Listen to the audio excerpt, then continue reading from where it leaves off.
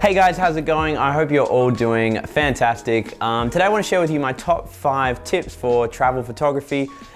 These I think are going to help you take better travel photos and also kind of enjoy taking travel photos a bit more.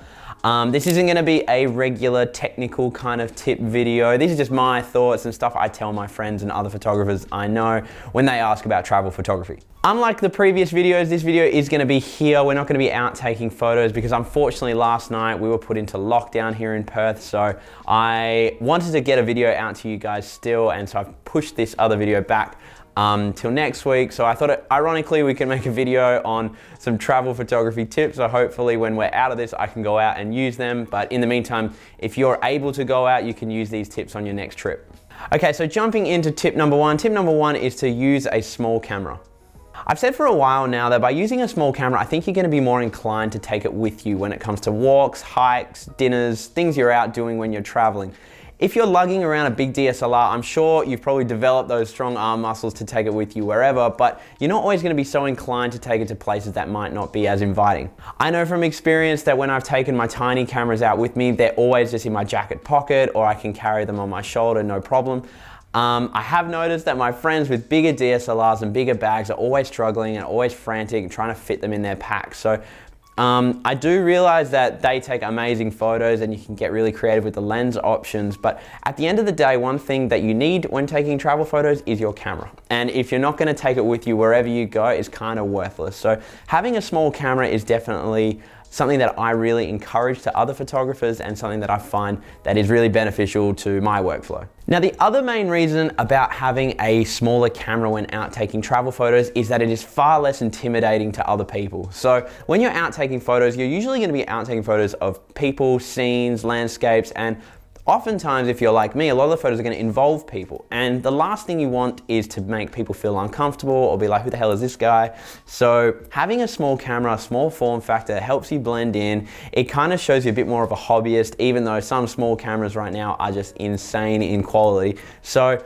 I think that is a major benefit when it comes to this sort of travel photography, because you're not going to be sticking out like a sore thumb, and you're going to actually be able to blend in and get those shots you want.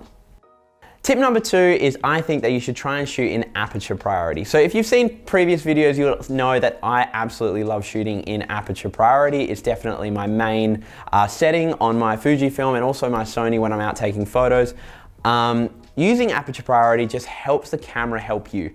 I don't understand why people won't want to use the settings that cameras have to help you in creating pictures. Like, that's what they're there for. You don't need to be a purist and do it all manually and often miss shots. By having aperture priority set up, then you can actually get the photos that you might not always get if you are frantically trying to find the right settings. Being in control of only your aperture lets you swap between the right aperture settings for different types of photos. So for example, you're out on a hike and you want to get a nice landscape shot of a big vista. That's when you can stop down to 5.6, and you can really get everything in focus. Whereas say you're walking through a town or a city or on the beach, you want to ask for a portrait of someone, then that's when you can stop back to f2 and then get that really nice shallow depth of field. You're not worrying about the exposure in the background. You're letting the camera kind of help you. So this is a really important tip, I think, for new photographers as well as kind of experienced photographers who kind of really want to get creative with their scene and don't want to lose themselves in their camera. So tip number 3 is to shoot with prime lenses or on one focal length.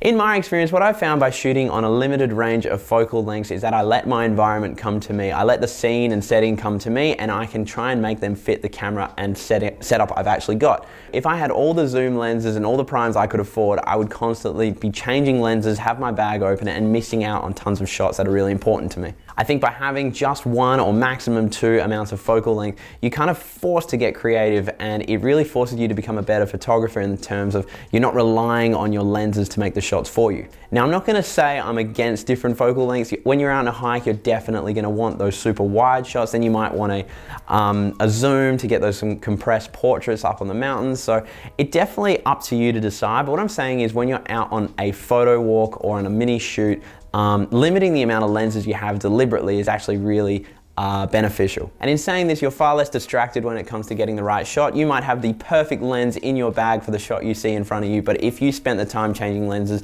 you're just gonna miss it. So it's a good habit to get into when the real world's out there and you can't have the right lens on all the time. So tip number 4 would be to ask to photograph people, but make sure you do it really nicely.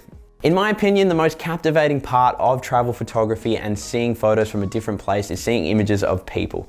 People really make a scene and they really create stories and add an extra element to your photographs. And it's something that I try to do a lot, but it's definitely something you need to do cautiously and genuinely. As photographers, I think it's our responsibility to remain respectful of wherever we are. Sometimes people don't want to be photographed and you shouldn't expect them to be at the best of times. So it's up to us to ask carefully and really be personable when we approach people to ask. It's certainly important to your series or your portfolio, but at the end of the day, not everyone needs to be photographed, or you don't have the right to photograph everyone. So if you're nice and you ask and you appear genuine when you do ask, like oftentimes in my experience, people do say yes, but when they say no, you just gotta say, oh, no worries, mate, have a good day. Like, you really can't get too caught up in it because it is a little bit weird for sure. Now for me, it took a bit of time getting used to asking people for photos. At the start, I didn't at all, purely because I didn't feel confident enough to deliver a good enough product, but I realized that this was really silly. And so I got a bit better at talking to people, and I got a bit better at actually asking people and performing when I actually took the photo.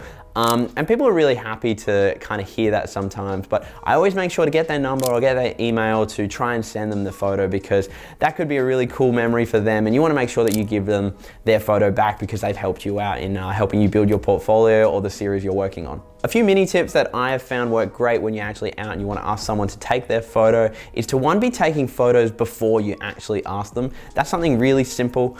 If they see you out taking photos of the scene and the setting, they're gonna be like, oh, okay, this guy's actually taking photos. Whereas if you just show up out of nowhere, put a camera in their face and say, hey, can I take your photo? They're gonna be a bit weirded out, like, who the hell are you? So I found that to be really cool. You kind of show, okay, this is a photographer, he knows what he's doing, he just wants a photo of me. And another really good tip is when you ask people, look in their eye, hold your camera up and say, hey, I've got this camera, can I take your photo? Like, when people see you've got the camera and they're seeing you, they're gonna be way more interested. You're just people after all, and I honestly think that getting more portraits into your series or your portfolio is gonna be a major benefit to your travel photos. And last but not least, number 5 is to back up your photos as you go. This is probably the least glamorous tip of the 5, but it's something I wanted to put in because I know how important it is, because I've definitely not followed it. And it's to back up your photos as often as you can. And pretty much after every shoot, you should be backing up your photos. The last thing you want is to go out on this awesome trip or this awesome hike, get these beautiful photos and leave them on your SD card, not worry about them. And then in 2 days time, you've got a shoot coming up, you format your card and completely forget. Or you fill up the card on the shoot and you end up having to delete some photos. So what I'm gonna say is to back up your photos immediately. I do not want to know how many photos I have lost in my time by not following this procedure. One of my good friends here, Hugh, he's a great photographer in town. He always told me that one is none, meaning that if you've got one copy of your photos, that means there's none really in reality. So having that mentality when it comes to backing up, always keeping 2 copies, you're gonna ensure that your photos are always safe. Personally, I always use a solid state drive. I've got one of them over here. I made the switch to the SSDs about last year, and I really am really glad I did it, because the main thing with the SSD is they're so small. I'll bring it back. They're so small and so reliable, and I can really put this in my bag. I can put this in my little travel pouch. It's super simple to take with me, and I can really rely on them to be backing up my photos conveniently. They are a little expensive, so if you can afford them, I would definitely recommend them, but at the end of the day, a hard drive's a hard drive. If you can back up your photos and protect them while you're on the go, it's something that I would really recommend. So guys, those are the 5 tips that I think will help elevate your travel photography game and also make you enjoy taking travel photos a little bit more. I definitely think that having a small camera is the most important one. I think it will help with all the other tips, like approaching people for photos and also shooting in aperture priority. You're gonna enjoy it a lot more. So that's probably the biggest takeaway. And again, I am sorry that I didn't get out to go and shoot this other video that I had planned.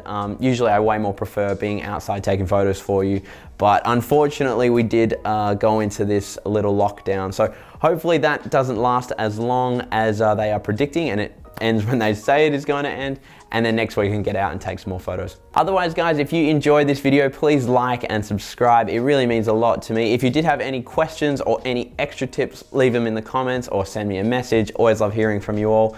But otherwise guys, I look forward to seeing you in the next one.